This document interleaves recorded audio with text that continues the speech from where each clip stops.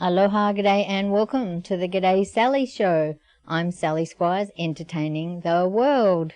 So it must be 7 o'clock on Saturday night, and you're on K108 or KWAI 1080 AM. And tonight I'm sending out some G'day Sally alohas to Orkay, Mahina, and Kelly. So I hope they're all listening tonight, because for the next hour I'm going to be reading stories and poems from my children's books.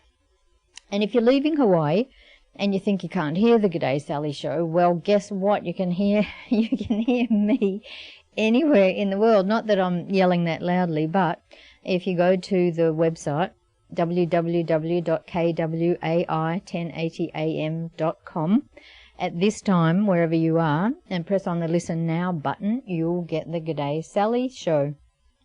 So I'm also sending out a great big Sally thank you to the wonderful supporters of my GoFundMe campaign, because guess what? We've been on the air for a year, and for the next year I've got a GoFundMe campaign to raise money for the next year. So it's www.gofundme.com/G'day Sally Show. So you can go there and you can donations start at $10, and there's lots of free books and things.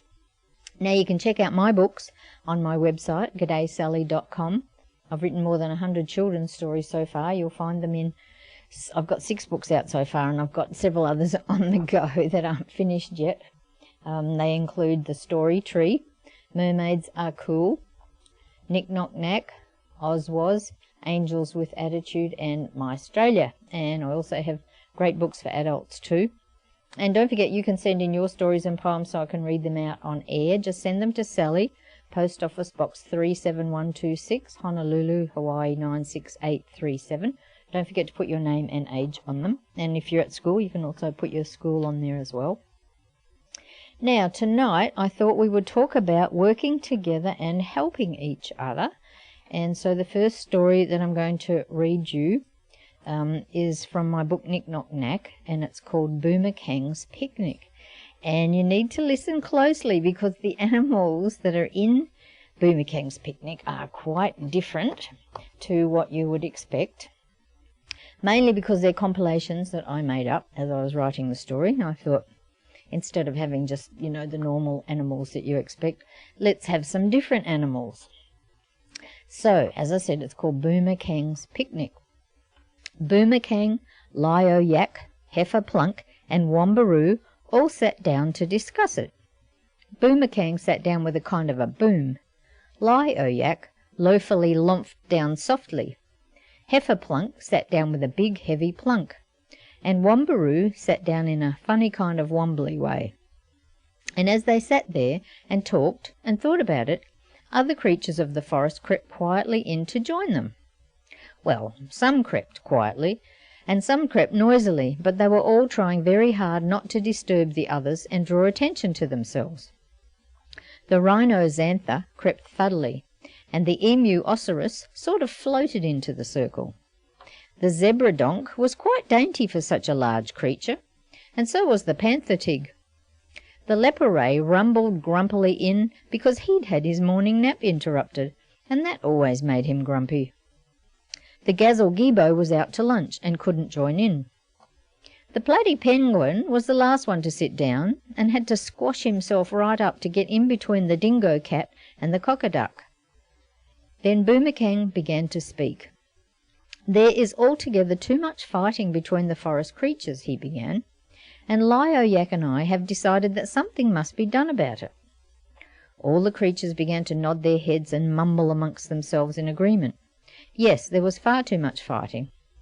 The grizzly rhino was especially aware of that, as he rubbed his poor torn leg. He had only just this morning had a terrible fight with the koala koog, an animal so fierce and so dreadfully well endowed with slashy, sharp spines. "We must find a way to stop all the fighting," said Boomerkang, "for nothing else is getting done, and the forest is heading to ruin and to wreck." Well, that was indeed startling news to all the other creatures, as they were not aware of the ruinous state of affairs deep within the forest. Oh, sure, they'd noticed that everything looked a little tattier than it had. but they put that down to old age, and never for a moment thought that they could be and should be doing something to improve things. But they all respected Boomerkang's opinion a great deal, and if Boomerkang said something had to be done, then they would all agree. But what? What could be done to stop all the fighting amongst the forest creatures? Hadn't forest creatures always fought amongst themselves? Wasn't that the way of the world? Weren't they all made differently, and weren't they all meant to fight and argue their way through life? No, said Boomerkang, definitely not, for if it continues, he added, there will be no creatures left at all. The forest will be entirely deserted. Well, such a heavy piece of news as that threw the forest creatures into a real tiz, a king-sized tiz. No forest creatures? No forest creatures at all? Can't be. Must not happen. So, said Boomerkang, you must all go away and try to think about how we can stop all the fighting with each other. The next day the forest creatures all met again. The Platy Penguin had a big lump on her third ear. She had been in the way when the Dingo Cat had bruised the Zebra Donk, and the Zebra Donk had trodden on her ear. Platy Penguin was not pleased at all. She was determined to help Boomerkang find a way to stop the fighting. Platy Penguin was so anxious that she began to speak before Hefferplunk had even sat down. She ignored Hefferplunk's grumbly rumble. "Boomerkang," she called out, "Boomerkang, I think we should all do something together. If we all do something together, something we can have fun at, we might stop fighting." "That's a very good idea, Platy Penguin," said Boomerkang. "If we can all do something together once, we should be able to enjoy doing more things together more often, and so stop fighting." All the forest creatures thought about that for a minute, and then agreed that they could see the logic in such an idea. "Has anyone got an idea about what we could do together?" asked Boomerkang. Hefferplunk slowly stood up. "Once went to a picnic," she said. "It was quite fun. We had lots of good things to eat. And if I remember correctly, I think we played some games." "Yes," she paused, "I'm sure we played some games." "That's great, Hefferplunk," said Yak. "I love playing games." A picnic! What fun! So it was agreed by the forest creatures that they would have a picnic. "Who will be in charge of the food collection?" asked Boomerkang. The Iguana Poom nodded his head. "And who will help you?" asked Boomerkang. The Snacko Panda immediately raised a paw, quickly followed by Zebra Donk, Panther Tig, Dingo Cat, Yakko Polar, Emu Osiris, and the Gyropotamus. "And who will help serve the food?" asked Boomerkang. Hefferplunk rumbled to her feet. "I will," she said. There was a flurry of movement as Platy Penguin, Cockaduck, Manda, Mara Moose, Quazzlecano, and Ulcornina all agreed to help serve the food. Boomerkang and his assistant, Exo Llama, would make sure that everything ran smoothly at the picnic. "Now we need to talk about the games and discuss who will run each event," said Boomerkang. Yak was put in charge of the running races because of his strong legs. He also agreed to keep an eye on the long jump event, and he was to be ably assisted by Leporay and Gazelle-Gibo. Koala Koog said he would take control of the climbing events, making sure that all the climbing vines were secure and long enough. Jaggerwolf was put in charge of the high jump, and Gyropotamus said he would look after the egg and spoon race. He had already decided to gather some walnuts to use in the race and was looking forward to eating the nuts after the race was over. Vivi Gecko decided it would be fun to organise the three-legged sack race, and she was already getting busy weaving together the sacks from the long grasses near the pond.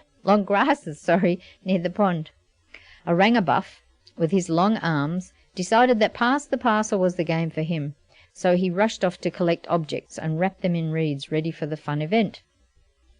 Wombaroo and Rhinoxantha decided that they would keep score of all the events during the picnic. They began to think about where they could find some sharp sticks to use to add up all the scores. Flamingo Pine was racking her brains. "What event can I organise?" she thought. Just then Boomerkang looked over in her direction. "Flamingo Pine, you love to dance, so why don't you organise the Ring-a-Ring-a-Rosy? You can all sing along too," he said to the group. "Wonderful," thought Flamingo Pine. dancing and singing, my two favourite loves. Now, said Boomerkang, tomorrow we will all gather back here together to have our wonderful picnic. So first of all the food gatherers set off to collect all the food for the picnic. They began their task with enthusiasm. Iguana led his team over to a walnut tree. Now, gather all the banana leaves you can find, he said to the others. Spread them out on the ground beneath the tree so they will catch all the walnuts. The others all busied themselves picking banana leaves and spreading them out. Now, Snacker Panda, Panther Tig and Dingo Cat, said Iguana. They all looked up at Iguana as he went on. I want you three to climb up to the top of the walnut tree and start shaking down the walnuts. They quickly scrambled up to the highest branches. And Zebra Donk, Yakko Polo and Gyropotamus, said Iguana, I want you to all lean hard against the trunk of the tree and start shaking down the walnuts.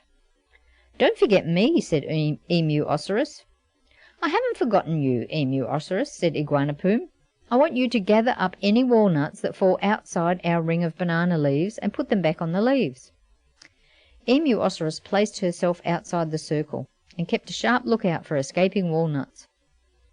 On my signal, begin, said Iguana. 1, 2, 3, and he waved his paw way up above his head. Snacker Panda, Panther Tig and Dingo Cat rushed from branch to branch, jumping as they leapt, shaking down walnuts. Zebra Donk, Yakko Polo and Gyropotamus braced themselves against the sturdy tree trunk and began shaking the trunk. Suddenly an avalanche of walnuts began falling on the leaves, and off the leaves as well. Emu Osiris raced around collecting up the escaping walnuts. 1, 2, 3, 4, she counted, but she soon gave up her counting because she was quite out of breath. This is fun, thought Snacker Panda, as he leapt from one branch to another.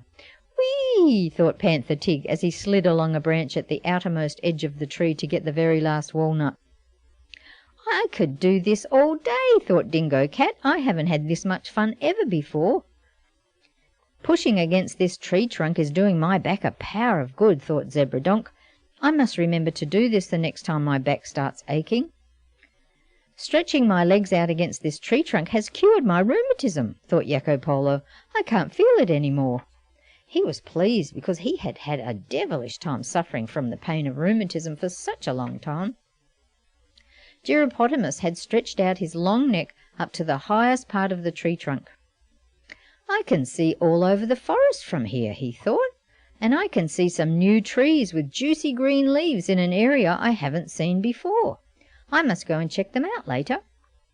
He couldn't wait to go and try some new tasty leaves on unknown trees.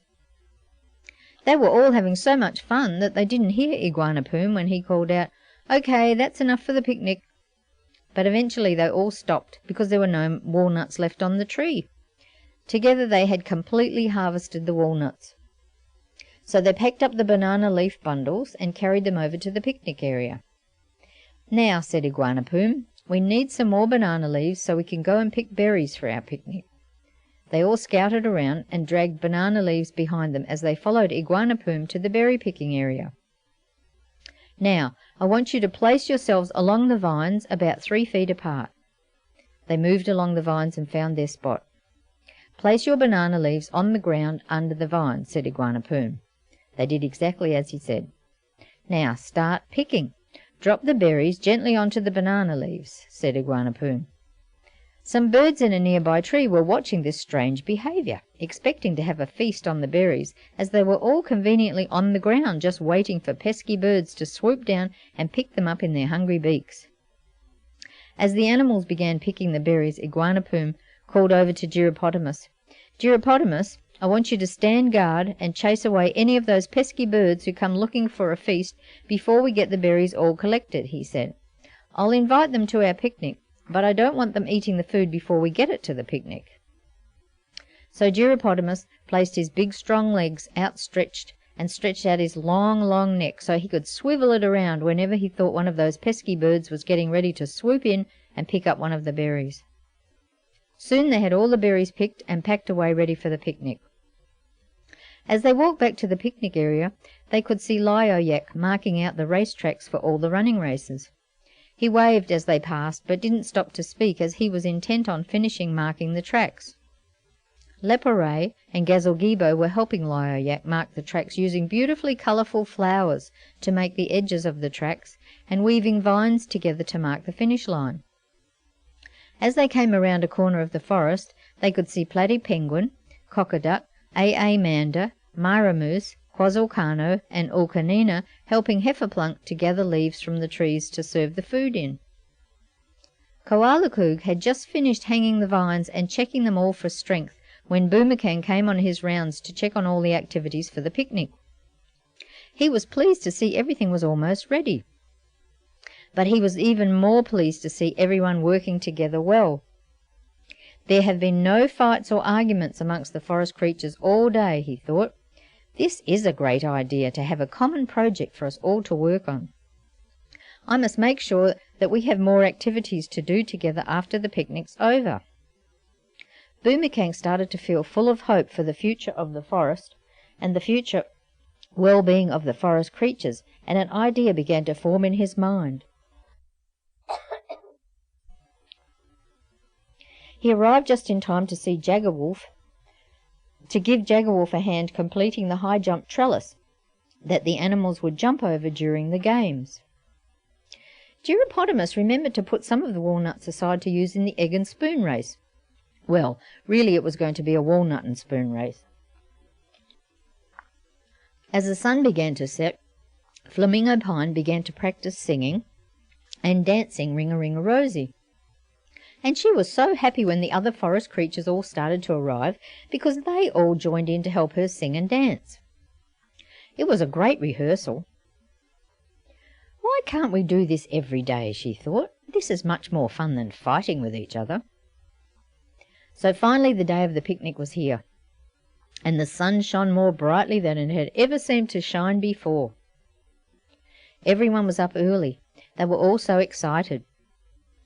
And what's more, there had not been any reports of any fighting or squabbling during the long hours of night time.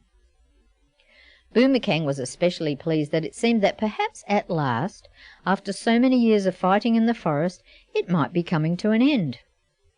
And what was even better, all day peace reigned over the forest. All the forest creatures had such a fun time at the picnic that they went around beaming big smiles and being kind and generous to each other. They had such fun with all the games and singing and dancing that the picnic went on much longer than anyone thought it would, so it was not until the sun went down that they all stopped playing games. Gyropotamus built a large bonfire for all the forest creatures to sit around and share all the food that had been gathered the day before. It was a great success. Everyone had had such a happy time that the creatures began to ask Boomerkang if they could have a picnic every day. Well, he said, now you can see how peaceful and happy the forest is when we all work together and share. So from now on, do you all agree that we will work together to take care of the forest and rebuild the meadows and replant the flowers and the trees that have died because of our past neglect and our past fighting? Of course, everyone agreed. So from now on, said Boomerkang, every morning we will work together in the forest, and then every afternoon we will all have a picnic together, followed by a feast around a bonfire. Hurrah! Said all the forest creatures. And do you know that if you ever visit that particular forest to this day, you will see all the forest creatures working and playing and eating together and being peaceful? Because we might all be different, but we're all one family.